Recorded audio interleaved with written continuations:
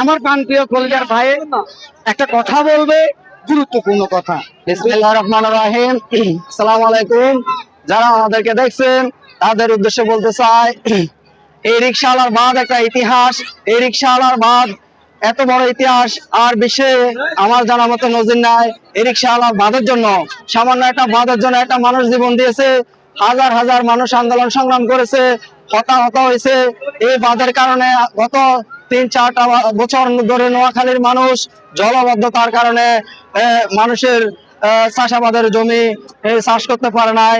মানুষের প্রজেক্টের মাছ মানুষের নদীতে বিলীন হয়ে গেছে। এরকম জলবদ্ধতার কারণে বিদ্যুৎ বিচ্ছিন্ন হয়েছে, মানুষ বাড়ি ছাড়া হয়েছে, বাড়ি থেকে মানুষ আশ্রয়ন কেন্দ্রে গিয়ে থাকতে হয়েছে, অনেক অসুবিধা হয়েছে। নোয়াখালী 5 আসনের সংসদ সদস্য জনাব ফখরুল ইসলাম সাহেব আজকের এই ভাত কাটা অনুষ্ঠান থেকে আমি কৃতজ্ঞতা জানাই। তিনি চাইছেন বলে এই বাঁধ খনন সম্পন্ন হয়েছে। তার উপরে দেশের মানুষ, এই নোয়াখালী অঞ্চলের মানুষ আস্থা রেখেছেন যে তিনি ক্ষমতায় গেলে, তিনি সংসদে গেলে তার ক্ষমতা দিয়ে এই অঞ্চলের মানুষের যে বন্যা সমস্যা সেটা সমাধান করে দিবেন। এই বাঁধ খনন তিনি করবেন বলছেন। জনগণকে ভোটের আগে ইশতেহার দিয়েছিলেন, নির্বাচন ইশতেহার হিসাবে নোয়াখালী মানুষের বন্যা সমস্যা তিনি সমাধান করবেন। সেই সমস্যা আজকে সমাধান করেছেন। বাঁধটা আমাদের চোখের সামনে একটু দেখান। মাটি খননটা কই দিয়ে দেখান নোয়াখালী মাটি খনন চাই।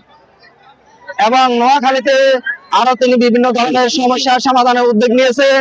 বালু তোলা এবং অবৈধ মাটি খনন, খাল খনন, অবৈধ যত কাজ আছে তিনি সেগুলোর উপর ব্যতিক্রমী পদক্ষেপ নিয়েছেন। তাকে আজকের এই ভিডিওর মাধ্যমে আমরা এখান থেকে অসংখ্য ধন্যবাদ জানাই। আশা করি ভবিষ্যতে মানুষ তাদের যে স্বপ্ন, জমিতে ফসল ফলানো, মৎস্য চাষ সবকিছু সম্পন্ন হইব। এই বানের মধ্যে দিয়ে হাজারো সমস্যার সমাধান হবে, আমরা এটা বিশ্বাস করি। অসংখ্য অসংখ্য ধন্যবাদ জানাই এদেশের লাখো জনতাকে। তারা এই বাঁধ খননে এসে ইতিহাসের সাক্ষী হয়েছে এবং সকলের সমর্থনে দল মত নির্বিশেষে এই বাঁধ খনন সম্পন্ন হয়েছে। আল্লাহ হাফেজ। বাংলাদেশ জিন্দাবাদ।